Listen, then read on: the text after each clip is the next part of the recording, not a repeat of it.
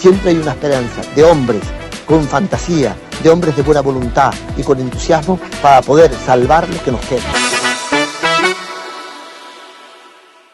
Bueno, Besabé, ¿crees que en Lanzarote y en la sociedad canaria la pandemia ha influido mucho en la salud mental y que hay un antes y un después de la salud mental después de la pandemia? Completamente, completamente. Estamos encontrando, de hecho hay unos numeritos por allí de la Organización Mundial de la Salud que habla que después de la pandemia tenemos un aumento del 26 al 28% de mayores trastornos de ansiedad y depresión. Entonces la pandemia significó un momento por supuesto, de aislamiento, nos contactó con mucho sufrimiento, aumentaron las cifras increíbles de violencia de género. Tengamos en cuenta que estar dentro de casa sin opciones de salida, pues aumentaron los niveles de conflictividad familiares Claro, y porque compartían más tiempo, ¿no? claro, imagínate tú, ¿no? O sea, estar dentro de una casa con niños, por supuesto hizo que muchas de las relaciones familiares colapsaran, por supuesto las familias que tenían ya de alguna manera una situación compleja y por supuesto con presencia de violencia doméstica, violencia de género, aumentaron, los niños dejaron de socializar, dejaron de ir a la escuela, los adolescentes y las adolescentes suspendieron sus tareas evolutivas, que es la socialización, el encuentro con el otro, el identificar sus talentos. Yo creo que la pandemia definitivamente fue un gran reto para todos los que lo vivimos, por supuesto, y para la sociedad. Nos contactó con la importancia de la salud mental, nos hizo contactar con lo importante que es el ambiente en el que estamos, nos hizo entender que las ciudades en algunos momentos eran ineficientes para la salud mental, en fin, que yo a veces lo digo como en chiste o en ironía, pero en el fondo también creo que fue un regalo. Por favor, me perdonan quienes han visto morir a sus familiares, pero de manera muy simbólica Si te quiero refieres a decir algo donde que aprender. nos hizo recordar que la salud mental tendría que ser una prioridad de cualquier estado, y que por ahí tenemos que seguir caminando. Tuvimos grandes pérdidas, muerte, servicios colapsados, pero bueno, también nos vamos reponiendo y ojalá sigamos aprendiendo de esa experiencia. ¿Y crees, por ejemplo, que la sociedad también, después de la pandemia, está más crispada? ¿La sientes como más crispación? Mm, Defíneme el concepto, a ver, Crispada porque es como, sé lo que te, significa, di- pero te- a qué te te digo un refieres? ejemplo, ¿no? Sí, dame un ejemplo Que para ver vas con el si tiene que coche, ver con lo que yo vas con pienso. el coche, cualquier cosa, y si quieres te están Ya, pitando, insultando, vas al supermercado, en cualquier trabajo de atención al público, te atienden de una manera brusca, ¿no? sí. Como, y tú dices, hombre, esto no lo veía yo antes de la pandemia, o lo veía pero de manera aislada. Claro, ese sentimiento de irritabilidad, etcétera, seguramente tiene que ver con muchas variables, ¿no? Una de ellas, por supuesto, que un sector muy importante de la sociedad perdió su trabajo, perdieron sus ahorros, perdieron a familias en el proceso, perdieron sus casas, ¿no? Por tener la situación económica muy compleja. Entonces hay unos determinantes sociales Esa frustración, que ¿no? sumaron o suman para que hoy día tengamos a las personas un poco más iracundas en sus relaciones sociales. Por supuesto, también aumentó la ansiedad y la depresión. Y la gente tiene la idea de que las personas ansiosas o deprimidas solamente lloramos y estamos tristes o muy colapsadas e inhibidas. Y al contrario, ahí la depresión también se manifiesta y la ansiedad a través de conductas agresivas, violencia, malestar constante, alta sensibilidad. Entonces son muchas variables. Yo también creo que el tema de vivir la pospandemia y no contar quizás con los apoyos que necesitamos en todas las áreas de salud mental, también estamos ya como recogiendo las secuelas, es decir, personas que fueron teniendo sentimientos desagradables y que se han ido convirtiendo sí, en problemas de enfermedad mental. Entonces vamos a Sí, ver más violencia, vamos a ver más... y luego lo que tú dices, ¿no? Que no somos una sociedad que hayamos puesto la semillita para tener ahora Sí, todos los recursos en salud mental y sí, nos dio la pandemia de lleno. sí, Luego la crisis, que claro, eso también afecta a la sociedad, a la gente y al estado sí, emocional. Y estamos ahora que estamos con los recursos mínimos, como no le hemos dado tampoco, no hemos tenido cultura sí, en España y en Canarias en general de tratar la salud mental, pues sí, ahora estamos en un momento en el que vemos que no tenemos recursos suficientes para atajar sí, la salud mental y que duele tanto una sí, ansiedad o un estado de depresión que un dolor de barriga, un dolor, un cólico renal. O sea, el dolor es prácticamente el mismo o Sí, incluso mayor, sí, ¿no? así es. Fíjate que además em, se unieron dos cosas, ¿no?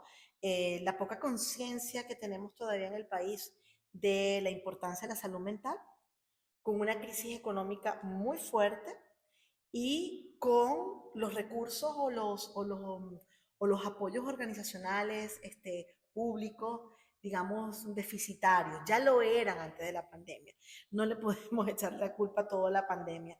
Yo que tengo 10 años en el país, 10 años en la isla de Lanzarote, ya desde que yo llegué encontré listas de espera en los equipos de salud mental, que además son equipos muy formados, pero con listas de espera. Los ambulatorios no contaban hoy día cuentan con eso, con una psicóloga o psicólogo clínico, no lo contaban. O sea, las escuelas no cuentan con equipos especializados en psicología, en orientación, sí, más centrado en lo pedagógico, en lo escolar, pero menos en lo emocional. O sea, que es que al final se unió el hambre con las ganas de comer. Y Pero después, bueno, pero nos dio como una cachetada, ¿no? Nos está dando cachetadas todavía. sí, yo creo que nos está dando la galletada. Y Sí, luego hay un dato, ¿sabes? No sé si lo viste, de la Universidad de La Laguna hace un sociobarómetro casi todos los años y en el año, creo que hace 2 años, justo después de la pandemia, hizo un sociobarómetro sobre la salud mental, donde hay un dato, vamos, en el que antes de la pandemia se consumía un 17% sí, en ansiolíticos, antidepresivos, y después de la pandemia creo que un 42, 43%, o sea, casi la mitad de la sociedad en Canarias así es. consume ansiolíticos. O Sí, sí, sea, sí, sí. y yo creo que eso es cuestión también Ujú. de la falta de recursos en psicología. O sea, el médico, ¿qué hace? El Completamente. médico, tú llamas al centro de salud, te das Ujú. cita y claro, tú tienes un estado de ansiedad, te manda un ansiolítico, pero tienes que esperar 3 meses que te vea un psicólogo. Claro, O sea, estás 3 meses tomando ansiolítico claro.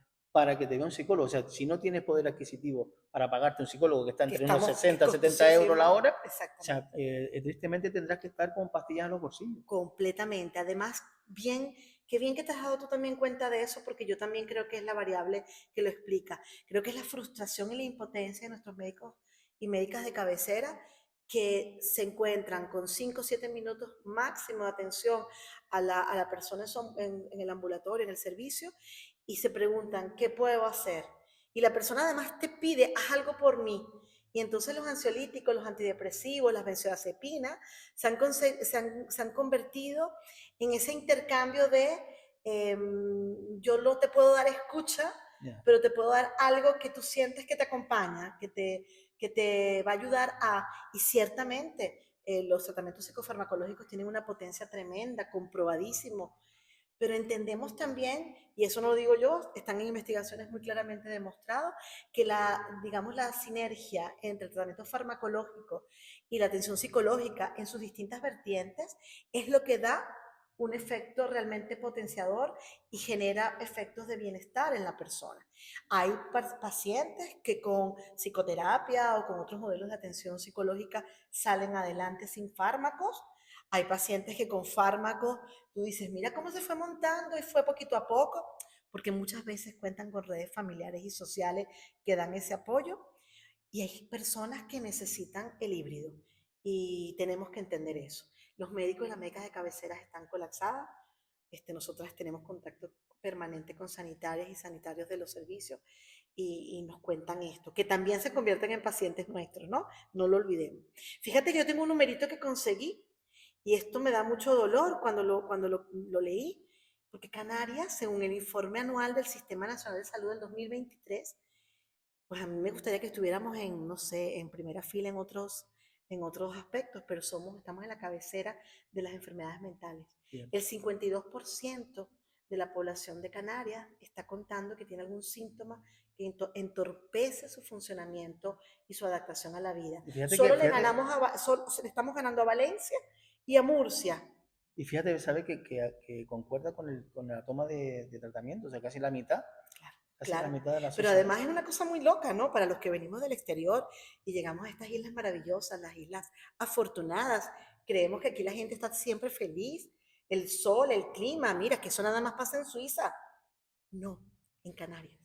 En Canarias tenemos el 50 y tanto por ciento, 52% de la población canaria está afectada por enfermedad mental. Ganamos, estamos por encima de Valencia, que está en el segundo lugar, y tercer lugar Murcia.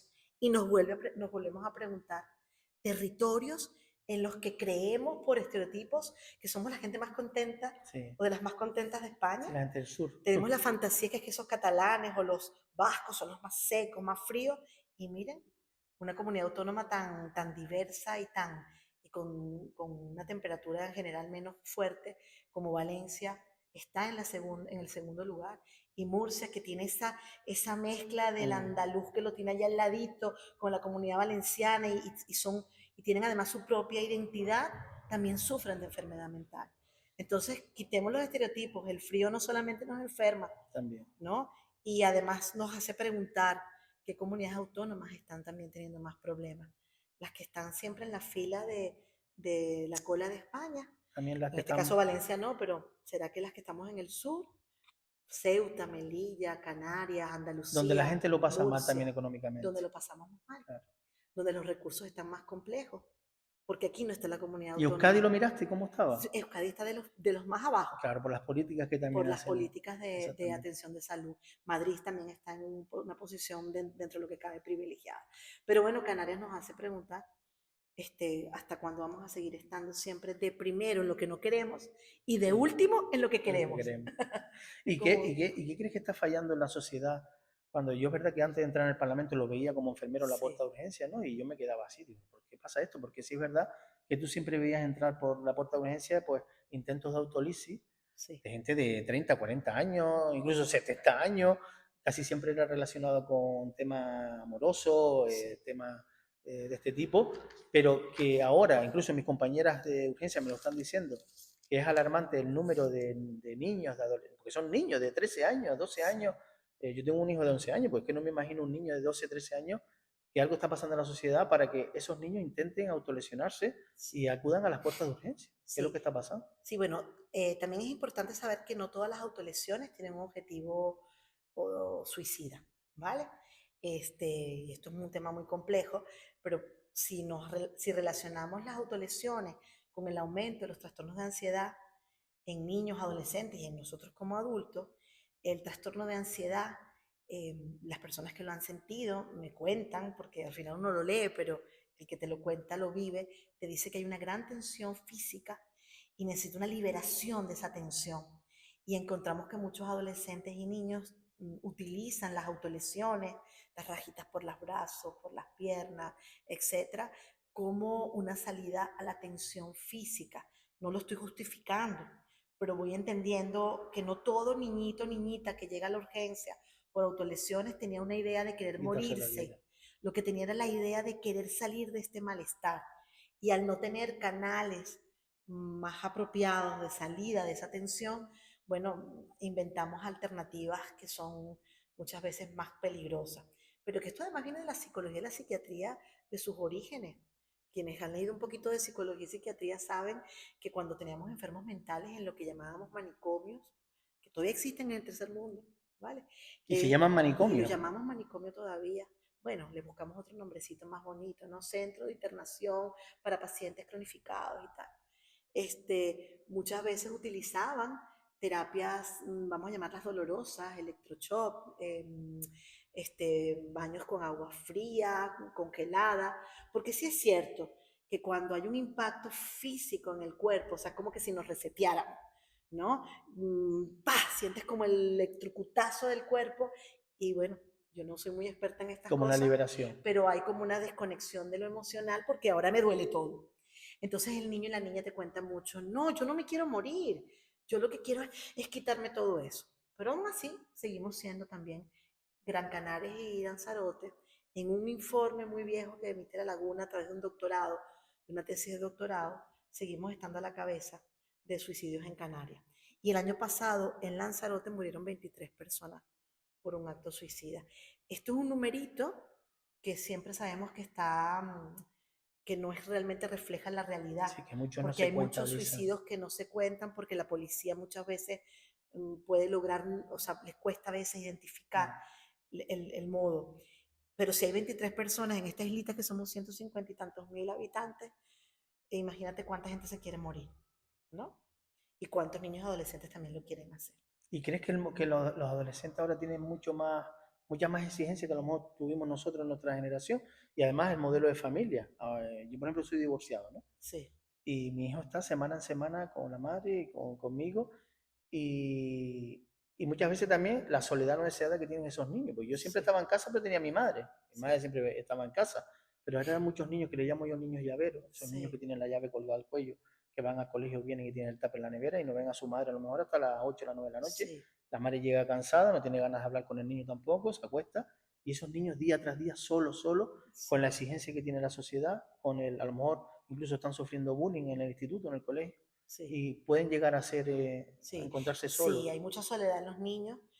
Cuando yo llegué aquí a Lanzarote buscando vivienda y con un niño de 11 años, porque mi esposo queda en Venezuela cerrando casa y cerrando vida, de muchos años de vida, le preguntaba a una compañera de Adislan, yo llego a la isla trabajando con el equipo de Adislan, oye, ¿dónde vivo? ¿Dónde busco? En esa época no había estos Este problemas, problema, uno elegía, sí, ahora uno ya no. elegía, pero aún así me dice una compañera, bueno, yo creo que podrías irte a Playa Honda, ¿no? Sí.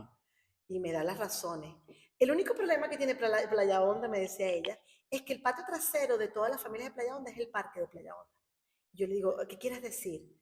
Es que todos los niños después de las 4 de la tarde, 5 de la tarde, están allí en el parque de Playa Eso es Honda. bueno, ¿no?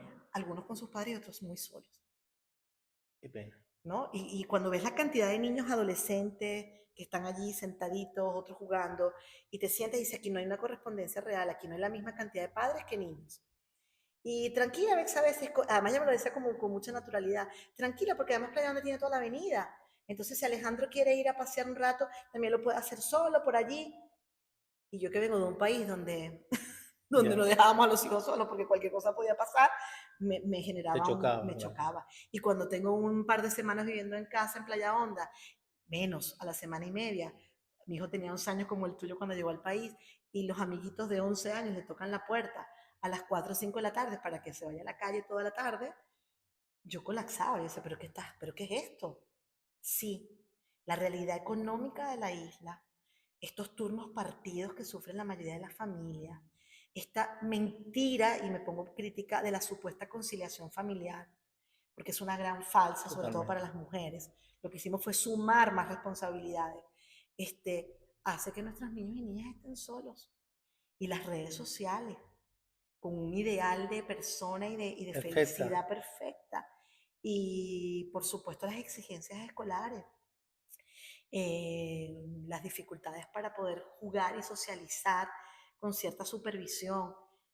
Es que yo no te digo de verdad, podemos estar todo el día hablando de esto y nos quedamos cortos. Yo estoy trabajando ahora, que lo voy a presentar esta semana, porque aprovechando, casi todos los niños de 13, 14 años, Sí, desgraciadamente, pues, también lo considero, tienen móvil. O sea, sí, yo creo que no es necesario tener un móvil más allá de 16 años, porque nosotros vivíamos sin móviles y no pasaba nada.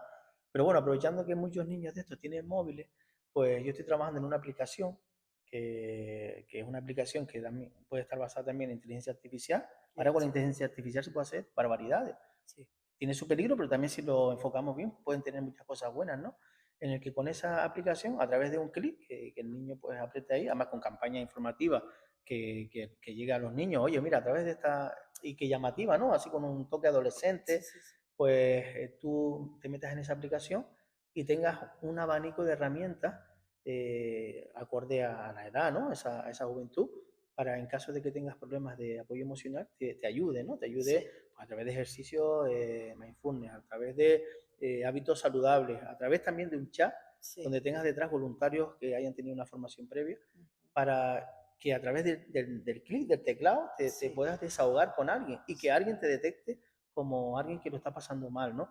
Yo creo que tenemos que aprovechar las nuevas tecnologías también para eso, ¿no? Porque un teléfono está bien, pero si ya como adultos a nosotros nos cuesta coger el teléfono, descolgarlo, decir, oye, mira que estoy mal, sí, por esas vergüenzas que puedas tener, pero yo creo que un WhatsApp, sí, un chat es mucho más fácil, es como el Tinder, sí, ¿no? sí, total. Cuando vas a ligar en el Tinder es más fácil escribir un WhatsApp que llamar a alguien. Sí, Entonces, sí, yo creo que en casos de salud mental para los chicos es mucho más fácil esa aplicación, ¿no? ¿Cómo ves esa completamente. herramienta? Excelente alternativa. Tenemos que competir con lo que está dentro de las redes, la red. Tenemos que competir. Y yo sé que nos estamos quedando muy atrás, No hablemos de pornografía, no hablemos Totalmente. de violencia expresada. Vemos la guerra en vivo y directo. O sea, y yo creo que nosotros tenemos que seguir trabajando en competir, porque finalmente es una generación que tiene el móvil como un compañero, es donde se ha convertido como un Como un anexo compañero, más del un cuerpo. anexo más del cuerpo. Y si nosotros podemos seguir agregando alternativas para que este chico pueda decir, pues, o esta chica pueda decir, en vez de abrir esto, abro esto, a ver qué están inventando esta Exactamente. gente, ya ganamos un punto. Yo trabajo con adolescentes y trabajo con jóvenes y han pasado 30 años este mes cumplí 30 años de egresada como psicóloga y de verdad quiero decir que hay una cosa que no ha cambiado y es que la gente quiere hablar y ser escuchada. O sea, es más, yo creo que se parece mucho al turismo, se parece un poco al tema del turismo en lo siguiente. Y la gente cuando quiere hablar y ser escuchada, quiere tener artefactos más artesanales. No sé cómo explicarlo. Es como el turista que viene a Canarias y A ver lo tradicional.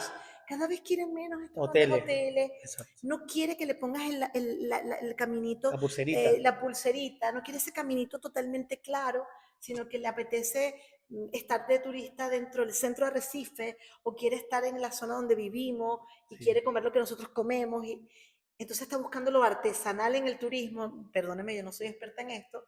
Yo creo que la gente sigue queriendo en ese vínculo un trato artesanal. Humano. Y artesanal significa uno a una. Mi paciente quiere sentirse que es la única que yo he visto ese día. Y cuando estoy con ella o con él 45 minutos, yo me siento que estoy con esa persona como que no he estado con nadie y que ella sienta lo mismo. Entonces, en esas aplicaciones es muy importante que esa persona, ese niñito, niñita, diga, me están escuchando a mí. Está para mí. Está para mí. Este momento es No me para están mí. lanzando 500 artículos de cómo superar la Me autoestima. está llamando por mi nombre y Me está llamando por mi nombre. Sabe que estoy aquí en Lanzarote. Entiende que este colegio es exigente para mí o este instituto es súper complejo por la multiculturalidad, por ejemplo, o yo que vengo de un país distinto y estoy ahora en un pueblito allá arriba en Tinajo, o al contrario. Entonces, quiero saber que esa aplicación se convierte en una persona, entre comillas, que me escucha a mí y me habla a mí. Así que Bien. no pierdas de vista eso. Porque de verdad, a veces nos llenamos las aplicaciones con... Yo tengo los pacientes y le digo, mira, nos conectamos por Zoom, Sí. por Google Meet. Ay, Bexabe, y por videollamada. Bueno, tú sabes que la seguridad del dato. Ay, pero por videollamada. Fíjate. Así que ese sentimiento de soy único es muy favorable en la salud mental. Para terminar, ¿sabes? Estaremos aquí hablando un montón de No, y tú tiempo. editarás lo que tengas que Por editar. eso, que a mí me Así encanta, que te puedes quedar un estoy rato y cómodo. editas. Pero vamos a trabajar de tu labor, tus funciones. Tú eres psicóloga que colaboras con Médicos del Mundo, ¿no? Sí. ¿Cuál es tu trabajo día a día con ellos? Bueno, Médicos del Mundo es una ONG muy grande en España que cuenta con sedes en casi todas las ciudades de España. Es una ONG centrada en el derecho a la salud y por supuesto también combatir otro tipo de injusticias, ¿no? Yo estoy dentro de la isla en el programa que llamamos Prostitución y Trata. Me acompañan 3 compañeros. ¿Psicólogos también? No, una pedagoga, un trabajador social, mi compañera administrativa y bueno, y yo como psicóloga.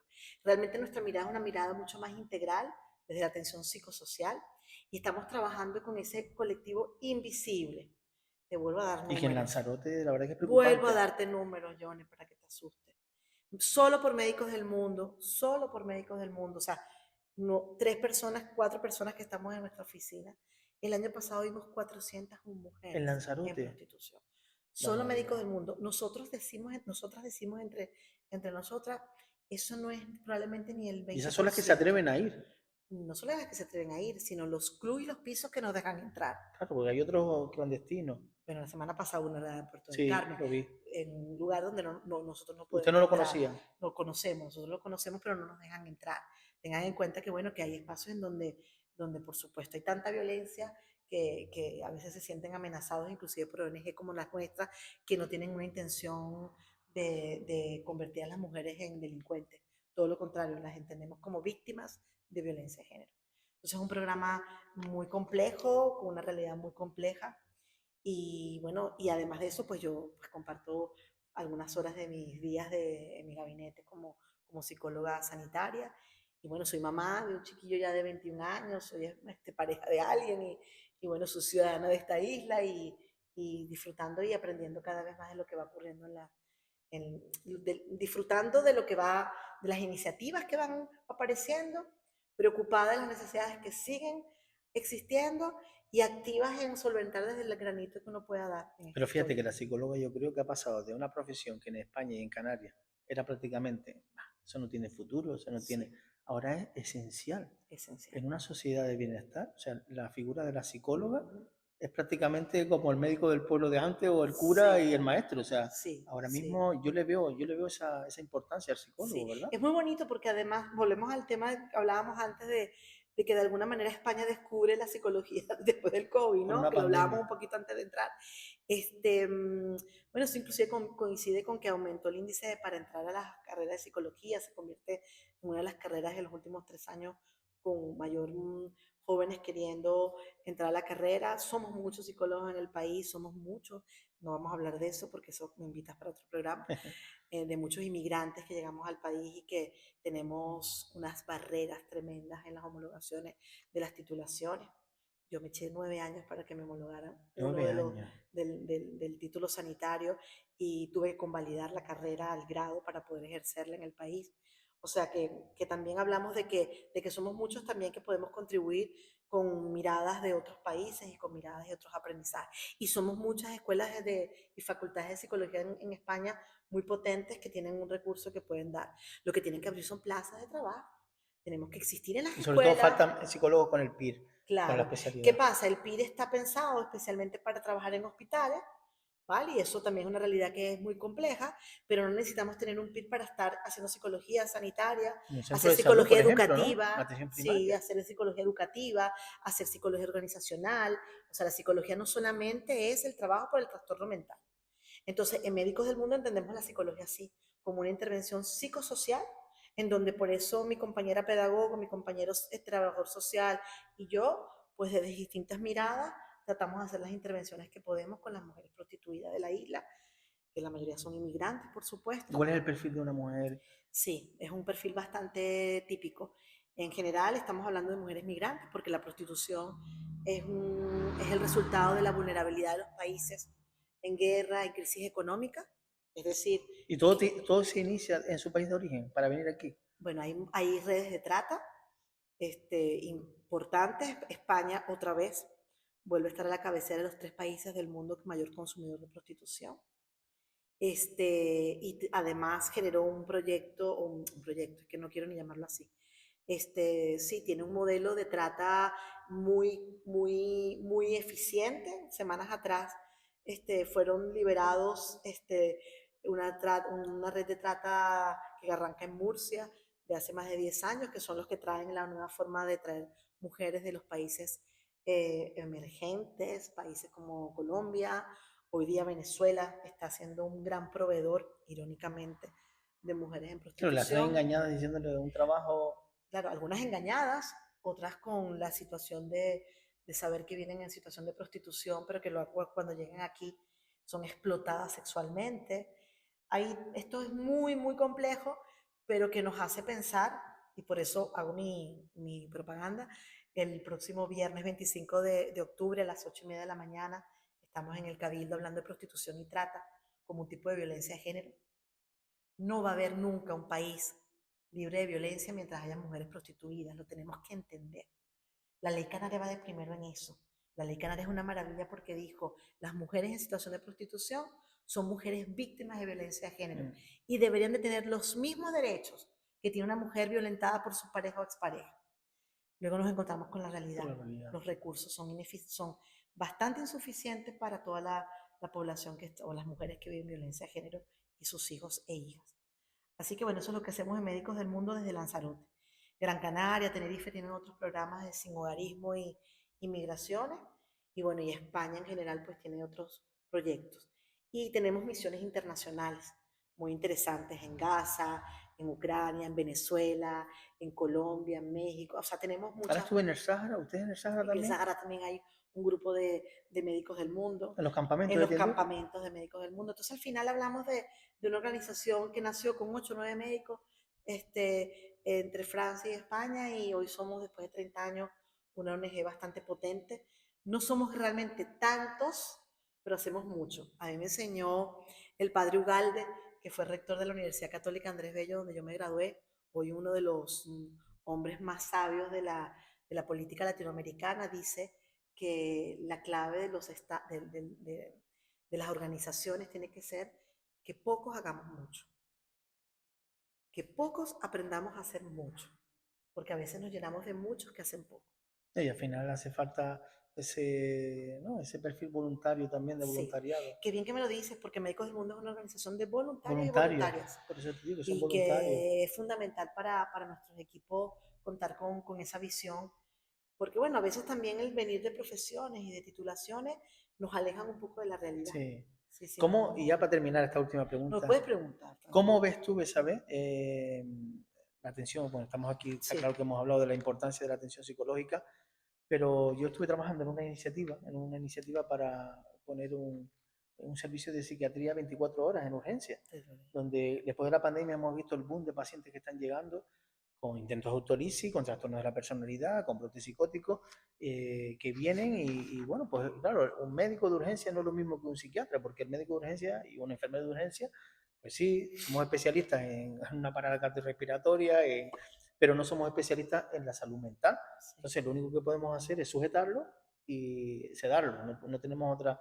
Pero yo creo que si hubiera una unidad satélite en urgencia, donde además guardemos la intimidad de los pacientes, porque tú sabes dónde ahora mismo, sabes dónde se están atendiendo esos pacientes, aunque parece en urgencia, pero al lado del BOS pediátrico. sí. O sea, te puedes ver una madre dándole de mamar a su niño, lactante, y en el BOS de al lado, terminado por dando golpes, gritando, insultos. Y un O sea, niño aterrado. exactamente. Entonces, cuando yo vi eso, digo, esto no puede seguir así. O sea, y Sí. un área que esté independiente y que el mismo personal de la unidad de salud mental sea el que rote por esa unidad satélite. Mira, Sí. pues a mí esta semana me toca trabajar en la unidad satélite de urgencia, porque ese enfermero de salud mental tiene las habilidades que no tengo Sí, yo. seguro. Y luego que el psiquiatra esté de guardia localizado dentro del hospital. Sí. Puede estar arriba viendo Netflix, puede estar haciendo lo que quiera, pero en el momento que se le llame, que viene un paciente con un brote, lo Claro. vea en estado puro, cómo llega, y él marque las pautas del tratamiento. Sí. Y que sea él el que lo vea, ¿no? Yo creo que cuando lleguemos a ese punto de importancia, de que duele tanto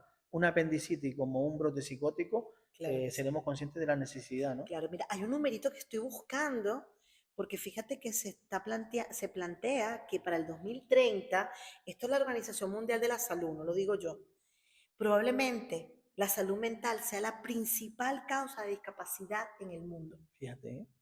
2030 está allí. Mañana, Mañana. Mañana tu niñito tendrá 20 años. 20 años, o sea que date cuenta, ¿no? El mío tendrá un poquito más. Estamos hablando que en el 2030 probablemente la mayoría de las médicas y médicos de cabecera tengan que dar de baja a personas por situación de salud mental. Entonces, cuando tú dices esto, O sea, será la primera pandemia, la principal pandemia de... claro, o sea, estamos hablando de que las médicas y médicos de cabecera, yendo también a la urgencia de lo que hablaba, lo que van a ver la mayoría de los casos para poder tener que tramitar una baja es por salud mental. Los que trabajan en los servicios te lo están diciendo ya, te lo están diciendo ya. Es que en el día veo, es más, lo leía en algo que tú habías escrito, ¿no? Se ven 150 y Sí. tantas personas en urgencia en el La hospital y se ve una cantidad, y te reportan los médicos y las enfermeras y enfermeros de los Un sanitarios, porcentaje alto por temas altísimo de por salud mental. Entonces, yo ahora me pongo un poco irónica porque lo soy. Pues tenemos que poner las pilas. O sea, si países de tercer mundo, países emergentes, con pobrezas, con crisis económicas, Tú decías que en Venezuela ya habían entonces psiquiatras, me voy a lucir de mi país. habían psiquiatras 24 Es que yo horas. tengo 30 años de graduada, cumplí este año. Y desde que yo hice mi PIR en Venezuela, que eso fue hace un montón de rato, hace 20 y tantos años atrás, yo estaba en un hospital junto con 2 psiquiatras de guardia 24 horas. Presencial. Y todo presencial. Y habían 2 adjuntos de servicio, porque los que se quedaban en su casa eran los adjuntos de servicio, y estaban de disponibilidad por si nosotros como psicólogos y psiquiatras residentes y los que estaban ya graduados de psiquiatras y psicólogos necesitábamos algo un poco más especializado. Yo creo que esto, lo digo antipáticamente, pero creo que a veces pullarnos un poquito, es decir, pongámonos las pilas, Claro. porque en Argentina se está haciendo, porque en Venezuela, con toda la situación Son las que está carencias que hay. ocurriendo, existe y existirá. Entonces, Venezuela, Colombia, Chile, México, estos países que de verdad Que no hay son, que mirar solo para Europa. que no solo tenemos que mirar Claro. a Europa, hay lo que llamamos el equipo de psicología, de psiquiatría de enlace. Así lo llamábamos lo llamamos en Latinoamérica, donde hay un equipo de psicólogos, psiquiatras que están en el hospital 24 horas. Mientras no hayan emergencias en los servicios de urgencia o en los servicios en la medicina interna, en cardiología, porque también allí hay pacientes Claro. ingresados que hacen brotes psicóticos, que hacen brotes por delirium, por problemas electrolíticos. Allí hay pacientes que se comienzan a deprimir. Allí hay madres que paren a sus muchachitos y se les mueren en el parto. Es Allí verdad. hay sufrimiento. Pues cuando no había eso en el hospital, pues sí estábamos sentados en el servicio de psiquiatría atendiendo a nuestros pacientes de psiquiatría y psicología, pero estábamos en aquella época, Jones, aquellos buscapersonas, ¿tú te acuerdas? Un Sí. beeper, no sé cómo le llamaban aquí. Con la pilita esa, el Por busca. favor, necesitamos un equipo de emergencia. No bajábamos a la urgencia. Intentábamos que los pacientes, había un psiquiatra en urgencia, Fíjate, 24 horas y eso hace allí. más de 20 años. Claro. Entonces, España tiene el reto, España tiene profesionales formados, tiene una población necesitada y tenemos además gente comprometida para que esto sea una realidad. Entonces, yo no sé si esto pasa en otras comunidades autónomas. He aprendido que este país es un conjunto de países De países chiquititos, pequeñitos, sí. ¿no? Que en Los eso- países del norte, las comunidades del norte. Valga el lapsus, los Exactamente. países del norte. Euskadi, Cataluña, Sí. yo me fijo mucho en ellos porque tienen políticas de Sí, bienestar, de la salud sí, mental, sí. nos dan 20 Nos dan 20.000 20 vueltas. vueltas. Sí. Y lo lindo es que somos del mismo país. Entonces yo sí creo que puede ser una iniciativa, hay que luchar por eso. Hay que luchar porque termina pasando que los padres, por ejemplo, las madres de niñas o niños que tienen una crisis, por ejemplo, de ideación o intento suicida, las ves sanqueando por la isla, los medican un poquito y los mandan a casa. Es que se nos quedan muchos colectivos vulnerables sin No, hogar. y aunque sea duro, han habido pacientes que, pues desgraciadamente, han estado en urgencia, se les ha atendido, han salido y han Sí, han tenido, digamos, la actuación sí. suicida. En fin, que esto es muy complejo y me encanta que exista esa iniciativa, hay que luchar por eso. Pues muchas gracias, Betsabé, por Bueno. este ratito. La verdad es que es muy interesante la entrevista y vamos, estaríamos aquí hablando una hora y Seguro, media. seguro. Espero que a la gente Muchísimas le haya muchísimas gustado, gracias. seguramente le haya gustado. Y nada, así se construye una isla hogar, ¿no? Yo creo Sí. que al final una isla es como tu casa o tu hogar, ¿no? Tiene que estar cuidada, tiene que estar limpia, tiene que estar ordenada. Y por eso con gente como tú es una forma de ordenar esta isla y tenerla como un hogar. Muchas Así gracias. es. Muchísimas gracias.